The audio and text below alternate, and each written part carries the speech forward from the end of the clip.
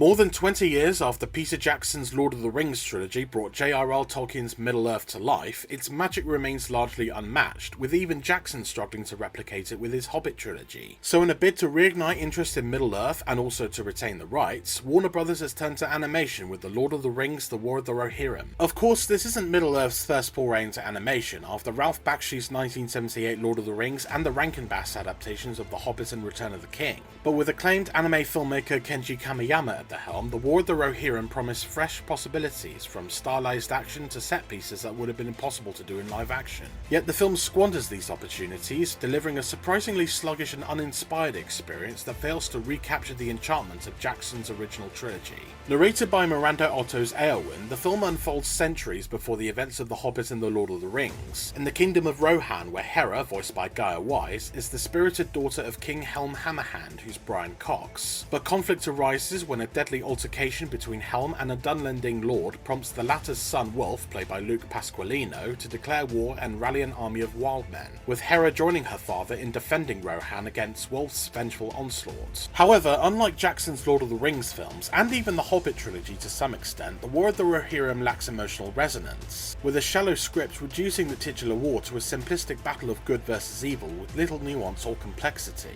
while the characters are largely underdeveloped and ultimately forgettable, leaving viewers disconnected and thereby unable to invest in the journeys of our heroes and villains. Even the animation, while visually appealing in parts, fails to deliver the dynamic potential of its medium, as the hand-drawn anime style feels restrained, with action sequences hampered by a stilted stop-and-start rhythm, while the blend of 2D figures with CGI backdrops, modelled on Jackson's Middle-earth, is often jarring, with characters awkwardly superimposed on lifeless 3D landscapes, which makes the battle scenes feel especially underwhelming, as limited resources result in sparsely populated clashes that pale in comparison to the grandeur of Jackson's work. The film's greatest frustration lies in its wasted potential, as one envisions an animated movie as bold, fresh and innovative as the Spider-Verse films, but instead The War of the Rohirrim plays it safe, both in style and substance, rendering it a hugely disappointing two-star film and a missed opportunity that appeals only to die-hard Tolkien completists and few others, leaving it largely unworthy of comparison to Jackson's iconic trilogy. Visit the Film Theatre website to read my more detailed review, but for now, thanks for watching, please like and subscribe for more reviews, and I'll see you next time.